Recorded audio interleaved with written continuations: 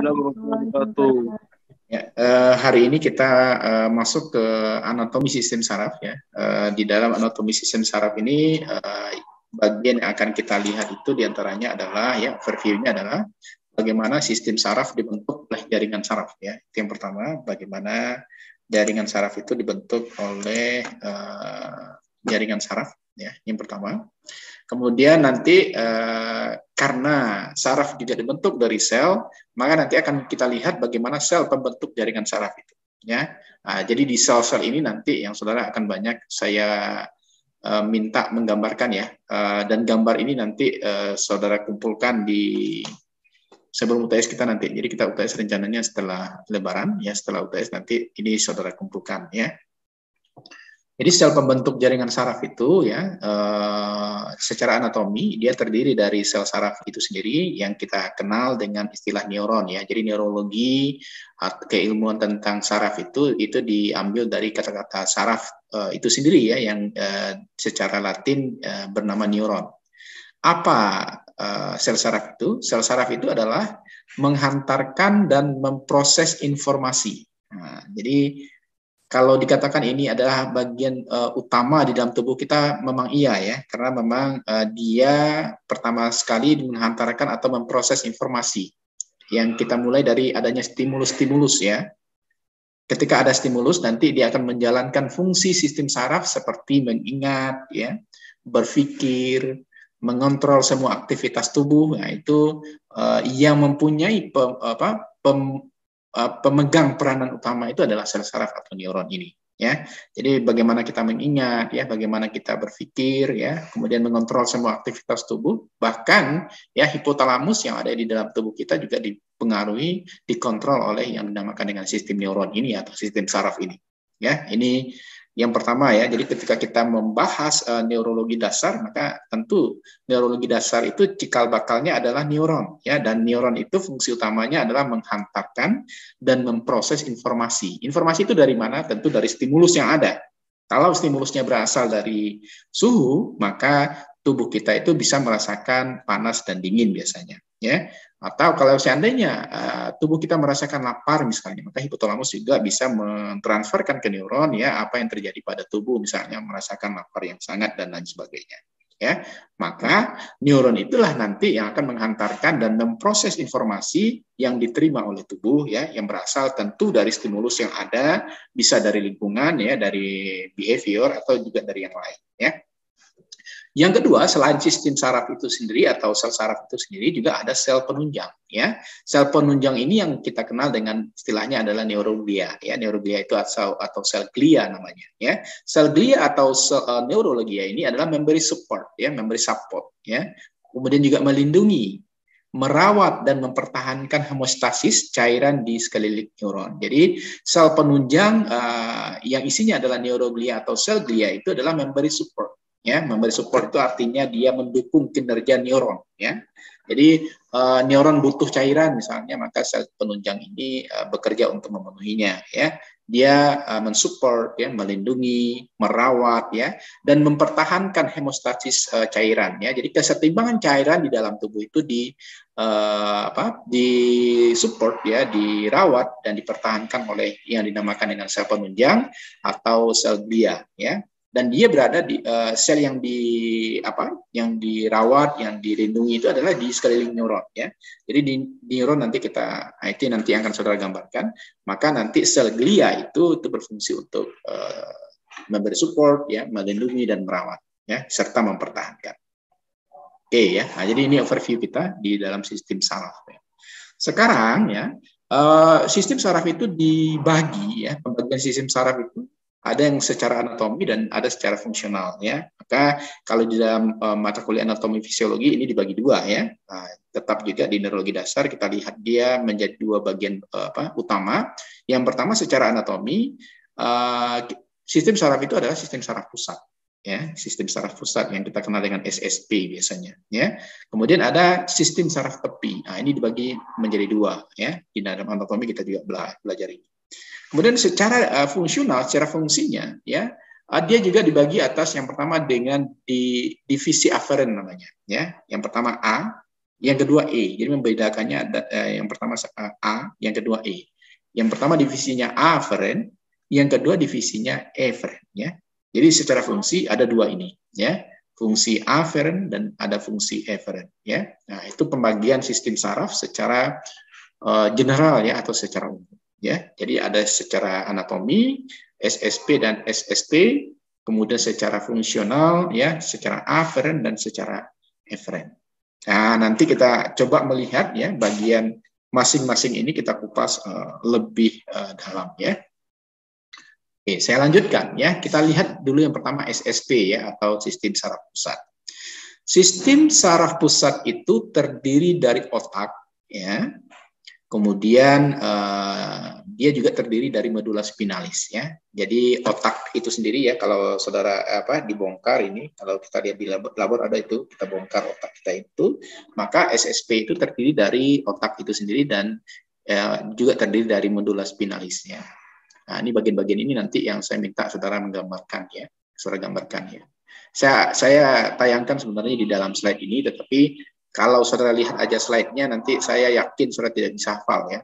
Jadi saya juga menghafal ini waktu saya S2 dan S3 itu memang saya tuliskan ya. Saya ada buku gambarnya untuk masing-masing ini ya, karena penting ya, karena kalau kita mau mengkaji ya, atau melakukan intervensi atau memberikan perlakuan terhadap suatu sistem, tentu kita harus mengenal lebih detail ya bagaimana bagian-bagian dalam sistem tersebut ya. Begitu juga dengan SSP. Jadi nanti mungkin sebagai tugas saudara nanti akan banyak menggambar ya, di dalam mata kuliah ini saudara menggambar, kemudian nanti sambil menggambar tentu saudara akan melihat ya bagian masing-masingnya itu apa, dan itu wajib untuk dihafalkan ya. Jadi nanti mungkin dengan saudara menggambar kemudian menuliskan, nanti ada trik untuk menghafalnya itu. Kalau saya menyingkat-nyingkat ya, singkat S, P, T kayak gitu ya. Saudara juga bisa nanti melakukan hal yang sama. Kemudian di dalam sistem saraf pusat itu dia merupakan organ kompleks ya. Jadi sistem saraf pusat karena memang tersentral ya, maka tentu dia merupakan organ yang kompleks. Apa saja yang ada di sana? Tentu yang pertama jaringan saraf itu sendiri ya. Jaringan saraf itu sangat banyak ya, jumlahnya triliunan ya. Kemudian juga ada pembuluh darah di sana ya. Mungkin sedikit saya bercerita ini ketika ada gangguan cancer ya atau brain cancer di otak ya pasien. Nah, itu nanti jaringan saraf dengan pembuluh darah ini sebagai suatu sistem yang kompleks, kemudian suatu sistem yang kompleks ini susah untuk dibedakan ya. Karena apa? Karena ketika pembuluh darah otak itu pecah ya, maka darahnya itu biasanya melingkupi jaringan saraf yang ada di sekitar otak itu. Maka kita biasanya susah untuk membedakan. Bagaimana seorang pasien bisa kehilangan ingatan ya ketika pembuluh darah itu pecah ya, karena memang sistem ya di dalam jaringan sarafnya itu tidak berfungsi dengan normal. Kenapa? Karena jaringan pembuluh darahnya itu pecah ya. Nah, jadi kenapa ya misalnya ini pasien terjatuh, kemudian ketika dia terjatuh tuh ada benturan keras ya. Benturan keras itu sebenarnya yang mengakibatkan terjadinya pecahnya pembuluh darah ya. Ketika pecah pembuluh darah itu biasanya ya kita tahu ya sistem SSP ini atau jaringan saraf pusat ini bekerja dengan adanya stimulus. Stimulusnya apa tadi? Karena benturan yang keras sehingga pembuluh darahnya pecah ya. Maka sistem ya untuk memberitahu informasi ke tubuh itu mati total ya. Ketika dia mati total itu maka hilang kesadaran pada pasien ya. Jadi suatu hal ya yang penting untuk kita ya manusia atau kita sebagai perawat pun ya kita harus hati-hati ya, memiliki kehati-hatian yang besar ketika berkenaan dengan organ yang ada di otak ini ya, karena memang dia tidak bisa menerima benturan yang sangat keras ya, karena dia berefek kepada kehilangan ya kesadaran ya. Ketika dia kehilangan kesadaran apalagi disertai dengan muntah, nah itu biasanya sudah terjadi pecahnya pembuluh darahnya. Itu yang jatuh saja itu, apalagi kalau seandainya terjadi kecelakaan. Jadi kalau dipikir-pikir ya, Alwi tadi benar itu pakai helm yang bagus ya kalau pakai kendaraan itu ya. Tujuannya kita apa? Untuk melindungi organ kepala ya, terutama di otak ya. Nah, kita belum bercerita cancer ini. Kalau cancer itu lebih parah lagi ya. munculnya ya, kanker itu sebenarnya kan munculnya organ lain yang tidak sesuai dengan prosedur munculnya organ di dalam tubuh atau sel yang ada di dalam tubuh. Artinya sel yang tumbuh itu secara abnormal ya, tidak sesuai dengan standar yang ada ya ketika otak itu ada ya. Nah, brain cancer juga seperti itu. Dia sudah tumbuh muncul sendiri, kemudian kanker itu biasanya itu apa namanya menggerogoti juga organ-organ yang dia hinggapi, yang dia tempati, sehingga dia merusak ya. Kanker itu dia merusak. Maka perlu sebenarnya penanganan serius ya kalau seandainya di dalam tubuh kita itu ada sel yang tumbuh secara abnormal ya. Contohnya adalah kanker tadi. Ya. Nah, itu cerita sedikit tentang jaringan saraf ya di pembuluh darah. Kemudian di sistem saraf pusat itu karena dia merupakan organ yang kompleks ya, dia juga mempunyai jaringan ikat pelindung. Ya.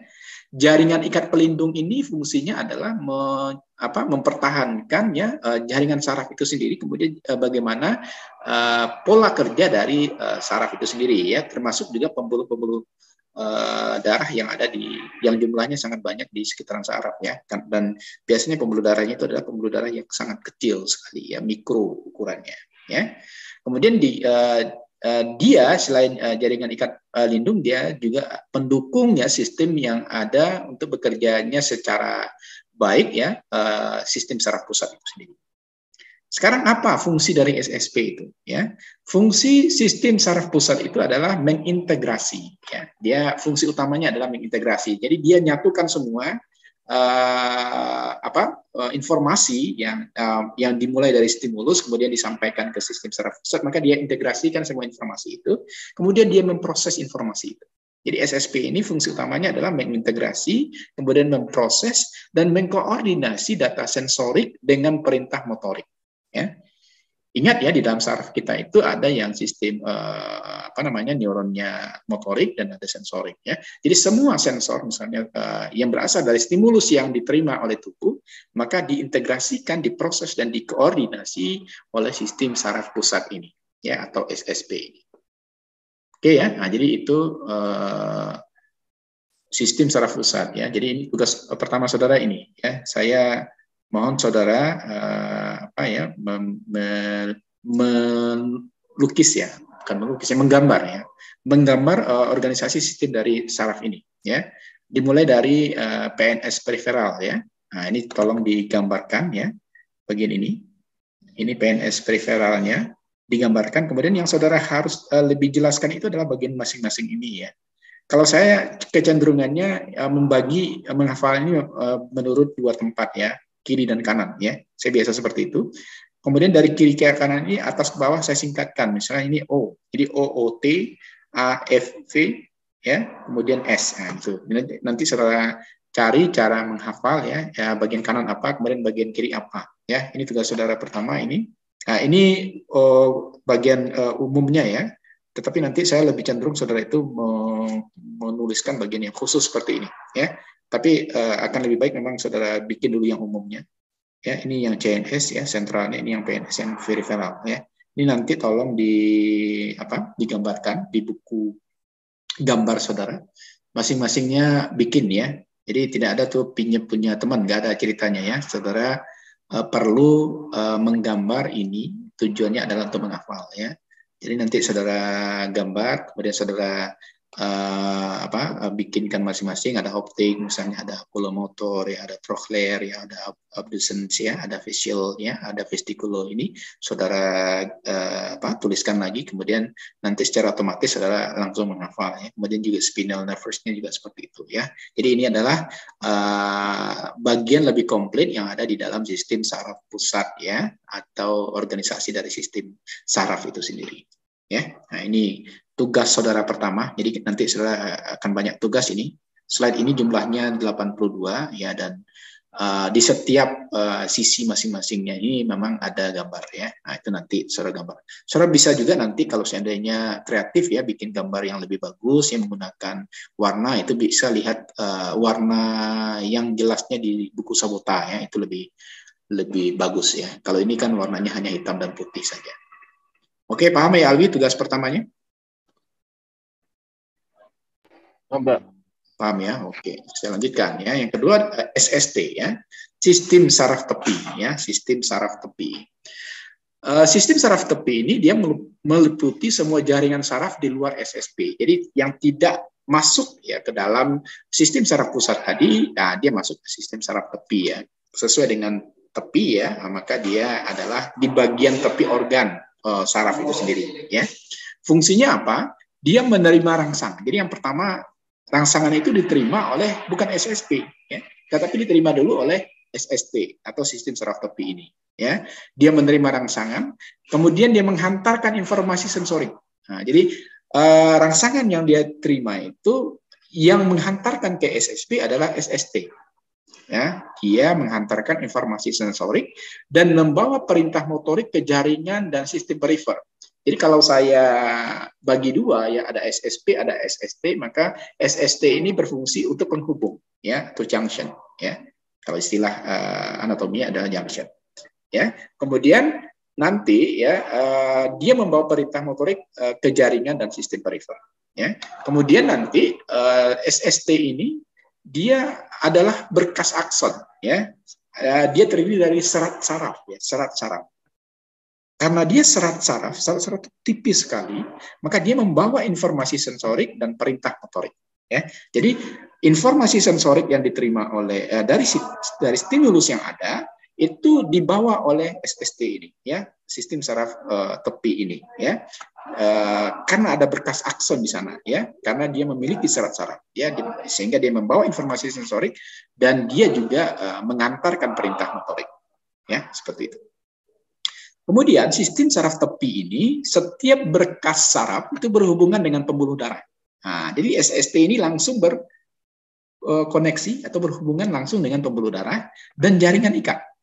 Ya, maka dia dikenal dengan saraf tepi atau nervus. Ya, nervus itu kan tepi ya, saraf tepi ya. Nerve-nya itu adalah saraf, first-nya itu adalah bagian tepi. Jadi saraf tepi itu adalah nervus. Kemudian saraf tepi tadi atau nervus tadi yang keluar dari otak disebut dengan saraf kranial, ya. Jadi spesifik untuk nervus yang keluar dari otak itu adalah saraf kranial. Kemudian nervus yang keluar dari medula spinalis itu dikenal dengan saraf spinal. Jadi ada dua bentuk saraf ketika dia keluar dari tempat yang berbeda. Kalau keluar nervusnya itu dari otak disebut dengan saraf kranial. Kalau nervusnya itu keluar dari medula spinalis maka dia dinamakan dengan saraf spinal. Gitu. Nah, ini ya apa ya? Ini mau tidak mau ini ya. Jadi kelebihan kita di kesehatan itu memang kita ada apa ya? Daya ingat yang kuat ya. Artinya daya ingat yang kuat itu ya, bagian-bagian seperti ini itu harus bisa dihafalkan di luar kepala ya. Maksud saya di luar kepala itu bukan hilang ya, tapi memang di kepala kita ketika dipanggil ya kita bisa menyampaikan ya. Contohnya apa? Misalnya saraf kranial itu dari mana sumbernya ya. Jadi kalau bertanya saraf kranial itu maka dia berasal dari nervus yang keluar dari otak ya, dari otak. Tetapi kalau dia saraf spinal, maka dia nervus itu keluar dari medula spinalis ya. Medula spinalis tadi ya, saraf kranial itu ada di gambarnya nanti ya. Oke. Memang ini sudah mulai kita masuk ke bagian-bagian spesifik di dalam keilmuan saudara ya, apalagi saudara di keperawatan adalah keperawatan neurologi, artinya nanti saudara lebih banyak berdekatan dengan keterhubungan dengan saraf ini, terutama di SSP dan SST ini ya. Oke. Saya coba pindah dulu ya. Ini baru di slide ke-6 ini ya. Ada divisi aferen. Ya, divisi aferen ya itu adalah saraf tepi ya yang menghantarkan informasi sensorik dari reseptor. Ya. Dia berisi ya somatik dan visceral namanya ya. Somatik dan visceral ini ya dia berasal di jaringan atau di organ perifer yang lanjut ke SSP, ke sistem saraf pusat. Maka ketika hal ini terjadi, dia dikenal sebagai neuron sensorik, ya, neuron yang menerima sensor dari stimulus yang ada, ya, itu dinamakan dengan neuron sensorik. Kemudian dari neuron sensorik ini dihasilkan reseptor, Ya, reseptor itu adalah struktur sensorik yang mendeteksi adanya perubahan lingkungan internal atau yang menerima rangsangan tertentu. Itu dinamakan dengan reseptor. Ya, kalau di dalam di kulit kita biasanya reseptor kita itu berasal dari rambut-rambut yang ada di kulit. Ya, nah, itu dia adalah reseptor. Dia merupakan struktur sensorik yang mendeteksi adanya perubahan lingkungan internal atau yang menerima rangsangan tertentu. Ya, dia tidak harus disentuh. Contoh saja angin misalnya, atau saudara berada di pegunungan lah, ya, berada di pegunungan dengan suhu yang sangat dingin sekali, ya, maka itu kan saudara nggak disentuh, tapi saudara merasakan, ya, reseptor merasakan adanya udara yang sangat dingin sekali, ya, atau saudara pagi-pagi lah di Bukit Tinggi misalnya, ya, nah itu reseptor bekerja secara otomatis, ya, automatically bekerjanya, dia menerima rangsangan dari mana? Dari suhu yang ada, dari cuaca yang ada atau iklim yang ada di suatu tempat tertentu, sehingga dia bisa mendeteksi adanya perubahan lingkungan internal atau yang menerima rangsangan tertentu tadi. Ya, maka di dalam divisi aferen ini reseptor itu dapat berupa neuron. Ya, jadi reseptor itu dapat berupa neuron yang biasanya berupa dendrit. Ya, jadi sudah mulai itu ya di dalam divisi aferen itu kita mengenal ada dendrit ya. Jadi nanti gambarnya itu ya sebentar lagi akan saya lihatkan. Dia berupa dendrit atau sel khusus ya dari jaringan lain ya. Tetapi pada umumnya dia berupa dendrit. Ya misalnya ada sel Merkel ya di epidermis ya, pada kulit ya, ada sel Merkel itu ya. Dia ada reseptor ya. Yang biasanya cikal bakal awal penerima rangsangan itu adalah rambut yang ada di kulit ya, seperti itu. Nggak ada bulu ya. Nah, nanti saudara salah pula itu ya. Bulu itu nggak ada itu ya. Jadi dalam anatomi fisiologi kita membahas semua yang ada itu adalah rambut ya. Nah, ini yang saya maksud tadi ya. Ini pada sensori reseptor. Ya. Ini juga saudara gambar. Ini gambar yang kedua. Ya. Ini walaupun slide ini saya berikan kepada saudara ya, saudara kan kan bisa di print. Iya ya. Kalau saudara print, saudara tidak menulis ya. Saya harapkan saudara itu menggambar ini. Kemudian bagian-bagian di dalam persarafan itu nanti saudara tuliskan, kemudian mulai saudara hafalkan ya. Jadi ini yang pertama di gambar ini adalah adanya sensori reseptor. Ya. Ini reseptornya, berarti dia penerima stimulus yang ada. Ini lebih spesifik pada kulit ya. Jadi penerimanya itu adalah kulit ya. Ketika disentuh atau temperatur yang ada atau ada tekanan ya atau pain and pressure ya, ada tekanan seperti apa. Nah, yang mana yang bekerja tadi? Itu yang bekerja itu adalah yang pertama itu adalah ini rambut ya. Ini rambut-rambut yang saya bilang tadi ya pada pada kulit atau pada skin ya, itu biasanya yang menerima reseptor awal itu adalah rambut-rambut yang ada di kulit ya. Ini nanti tolong ini jaringan yang ada di dalam di dalam kulit ya, ada epidermis ya. Di sini juga ada free nerve endings ya pada temperatur dan pada pada stimulus yang diterima oleh kulit ya. Nah, kemudian dia kemana? Ini arah-arahnya ada di bagian bawahnya ya. Jadi ini ada jenis pertama, ada jenis kedua, ya ada tactical disc ya. Nah, ini nanti tolong saudara gambarkan dan kemudian saudara tuliskan masing-masing bagian yang ada di dalam skin receptor ya, penerima pada kulit tersebut ya, bisa disentuh, bisa menggunakan temperatur atau juga bisa melihat adanya tekanan ya, seperti itu. Oke, ini kita sudah masuk ke slide ke-8 ya. Saya lanjutkan ya. Kemudian divisi aferen selanjutnya itu adalah dia membawa perintah motorik ke otot ya. Setelah ini sampai ke SSP, dia membawa perintah motorik ke otot dan kelenjar. Sehingga dia bertindak sekarang menjadi neuron motorik ya. Dia sekarang dari sensorik tadi dia berubah menjadi neuron motorik. Di dalam dia menjadi neuron motorik atau pada divisi aferen ini dia menjadi dua. Ya, yang pertama sistem saraf motorik somatik ya. Jadi di neuromotorik ini yang pertama kita kenal dengan sistem saraf motorik somatik ya.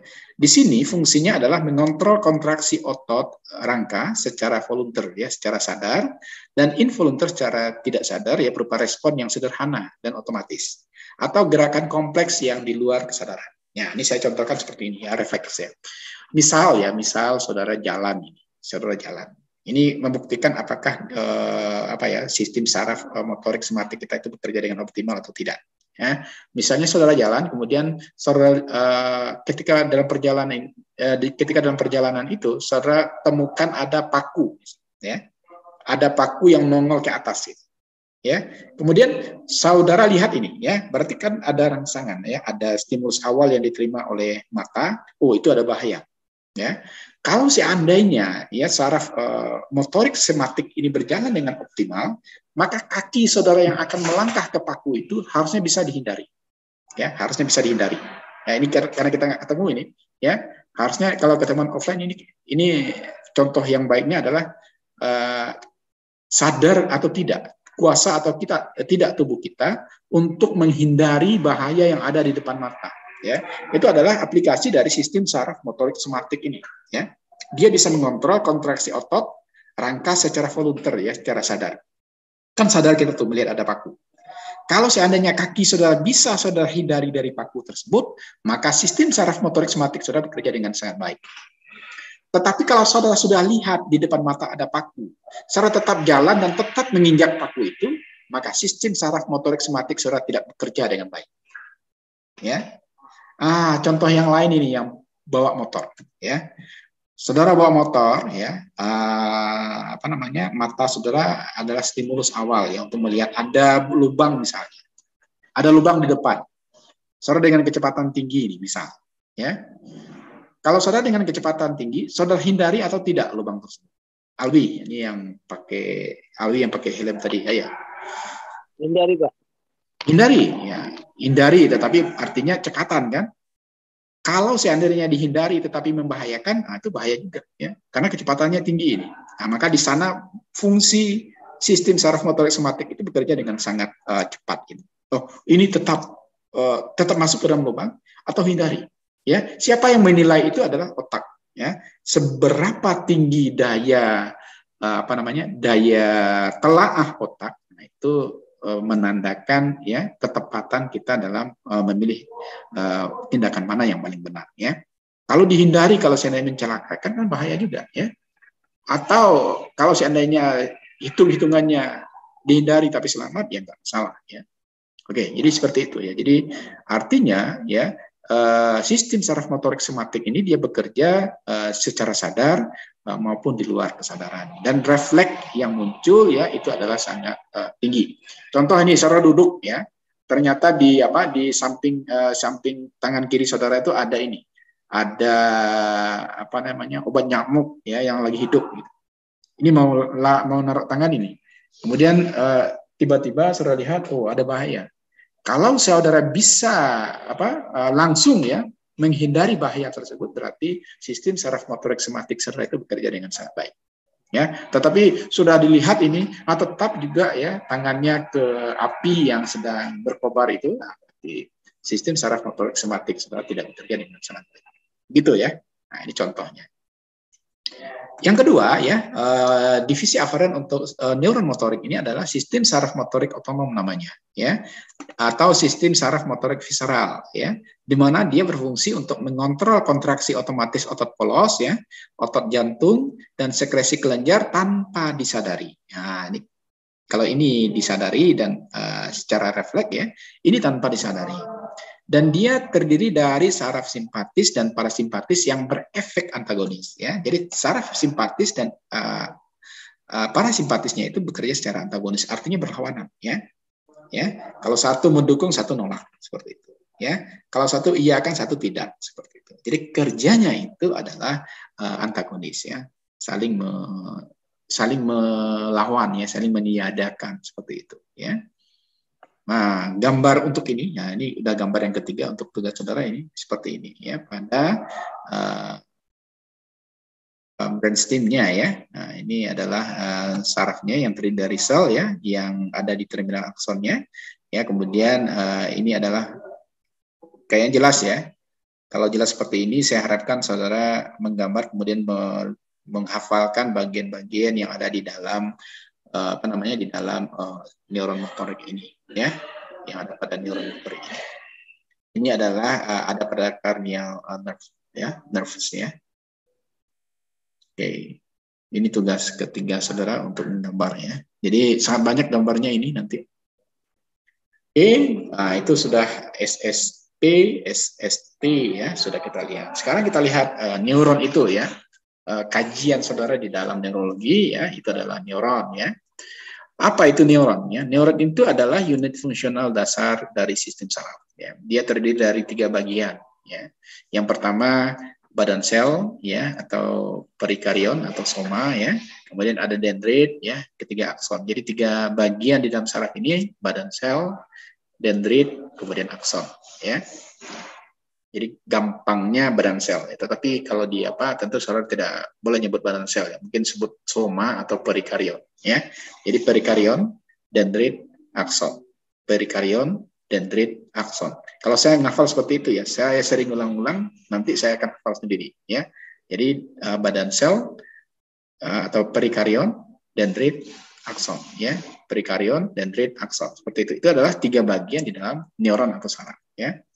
Soma atau perikarion itu adalah sitoplasma, ya, sitoplasma yang mengelilingi inti sel atau nukleus yang dari sel saraf, ya. Jadi soma atau perikarion itu dia adalah sitoplasma, ya, yang mengelilingi inti sel, ya, atau nukleus dari sel saraf, ya. Di dalamnya terdapat sitoskeleton, ya. Jadi di dalamnya itu ada sitoskeleton yang berisi neurofilamen, ya, kemudian neurotubulus, kemudian neurofibril, ya, dan organel-organel sel lainnya. Di antaranya adalah mitokondria, ribosom, retikulum endoplasma, dan lain-lain. Ya. Itu adalah bagian umum dari sel, ya, mitokondria, ribosom, retikulum endoplasma, dan lain-lain. Ya. Nah, itulah yang dinamakan dengan perikarion atau soma. Ya. Yang kedua dendrit. Ya. Dendrit itu adalah bagian penerima input neuron. Nah, dendrit ini adalah bagian penerima input neuron. Dia berukuran pendek dan bercabang-cabang. Nah, dia ukurannya pendek kemudian bercabang-cabang. Di SSP dia mencapai 80 sampai dengan 90% dari luas permukaan total neuron. Ya. Nah, jadi dendrit ini sangat dominan ya, dendrit ini, karena dia merupakan bagian penerima input neuron. Dan dia berukuran pendek dan bercabang-cabang ya. Dan di SSP, di sistem saraf pusat itu dia mencapai 80 sampai dengan 90%. Jadi hampir semuanya itu adalah dendrit. Dan luas permukaan dia merupakan 80 sampai dengan 90% dari luas permukaan dari total neuron. Jadi dia paling dominan ya. Jadi kalau kita lihat ya, ini gambar saudara selanjutnya yang saudara harus gambarkan. Nah, ini dia ya. Jadi dia ada dendrit ya, ada akson ya, ada badan sel ya, ada sel body, kemudian ada akson ya, dan juga ada dendrit. Nah, ini ya. Jadi di sel di badan sel itu ada yang kita sebut juga dengan perikarion atau also tadi ya. Nah, maka dia di sini ini dia mengitari ya nukleus atau inti dari saraf itu ya. Kemudian nanti di dendrit itu ini yang yang utama nanti menerima stimulus itu ya, yang menerjemahkan stimulus itu nanti adalah dendrit ini, karena dia terdiri dari multiple long-chain process ya. Dia terdiri dari banyak ya proses yang terjadi dalam waktu yang panjang ya. Panjang atau tidak panjangnya itu tergantung juga dari kekuatan kita untuk menerjemahkan informasi yang ada ya berdasarkan dari stimulus yang kita terima dari lingkungan ya. Bisa dari sentuhan ya, bisa dari iklim ya, dan juga bisa dari yang lain ya. Kemudian akson ini ya, dia memiliki terminal juga ya, terminal akson itu. Kemudian juga nanti ada sinaptik dan yang berfungsi untuk neurotransmitter ya, yang yang memberikan efek saraf ya ke sistem yang lain yang ada di dalam tubuh ya. Nah, itu ya. Oke. Jadi dendrit ya, ini lanjutnya kita lihat masing-masingnya ya. Dari gambar tadi kita lihat ada perikarion ya, atau akson. Akson ini adalah bagian yang menyampaikan impuls ya, atau potensial aksi ke neuron lain ya. Jadi menyampaikan impuls ya, yang menyampaikan rangsangan yang diterima dari stimulus ke jaringan lain itu adalah akson atau perikarion. Akson ini adalah bagian yang menyampaikan impuls atau potensial aksi ke neuron lain ya. Ke otot dan kelenjar juga akson atau perikarion ini yang menyampaikan ya. Dia berukuran panjang dan berbentuk silinder tipis ya. Dia panjang dan berbentuk silinder tipis ya, seperti ini. Akson itu ya. Nah, dia panjang ya, kemudian berbentuk silinder tipis ya. Silinder tipis itu maksudnya adalah silinder yang sangat kecil sekali ya, dan itulah yang nanti menyampaikan semua stimulus ya yang terima itu ke jaringan lain ya. Kemudian yang kedua adalah sitoplasma akson. Ya. Sitoplasma akson itu adalah atau kita kenal juga dengan aksoplasma. Ya, dia berisi neurofibril. Ya, neurofibril ini atau dia juga berisi neurotubulus atau vesikel, lisosom, mitokondria dan beberapa enzim. Artinya karena dia adalah sel, ya tentu dia juga berisi dari bagian-bagian sel ya seperti lisosom, mitokondria dan beberapa enzim yang ada di dalamnya.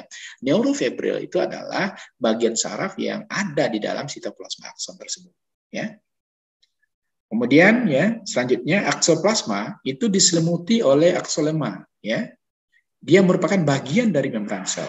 Ya, jadi aksoplasma atau aksolema ini dia merupakan bagian dari membran sel.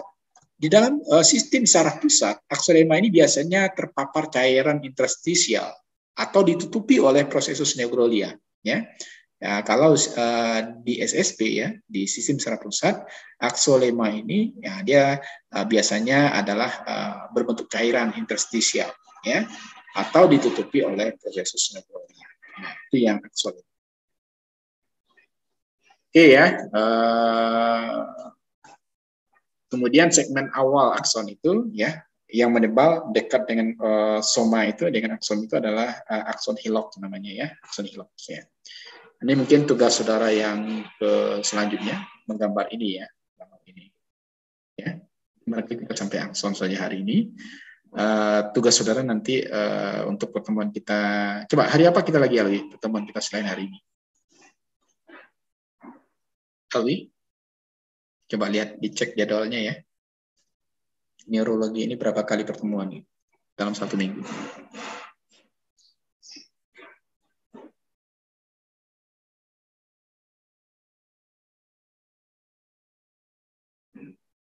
Alwi? Alwi? Halo? Iya, Pak. Suara saya bisa didengar kan? Saya takut pula nggak terdengar suara saya. Bisa ya? Coba Alwi, kapan lagi kita bertemu? Tunggu Pak. Oke, Dari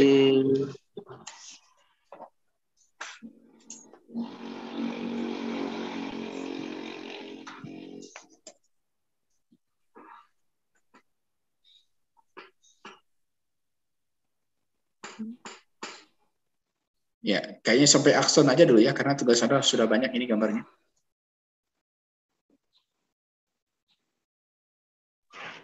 Pak, tugas gambarnya di buku gambar. kertas HVS atau gimana, Pak? Buku gambar, saya nggak mau kertas HVS nanti hilang ya. Buku gambar aja, yang menengah saja, ya. Buku gambar menengah saja, jangan buku kertas HVS itu hilang nanti. Ya, saya mau nanti itu saudara gunakan sampai saudara tamat nanti ya. Bahkan saudara bekerja juga untuk mengulang-ulang. Siapa tahu nanti kerja di rumah sakit otak ya. Nah itu penting ya, itu penting. Kalau bisa udah hafal di luar kepala ya. Sebelum kita UTS nanti saya dikumpul tugasnya ya, dikumpul tugasnya. Itu masuk ke penilaian utama saya nanti ya.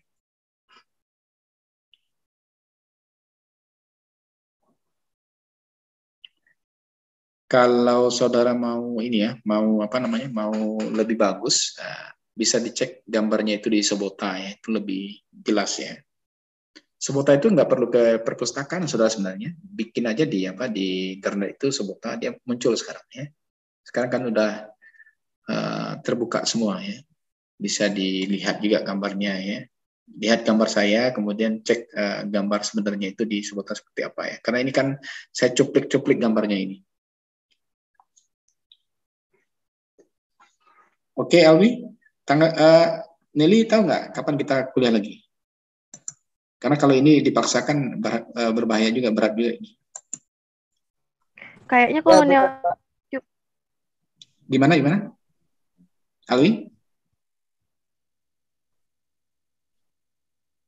Atau Nelly aja, Nelly. Suruh Alwi hilang. Nelly, gimana Nelly? Kayaknya neurologi cuma 1 minggu 1 kali pertemuan lah, Pak. Hari Selasa aja, Pak. Begitu. Nah, kita bikin ada. Saudara padat enggak kan? Tidak, Pak. Tidak kan?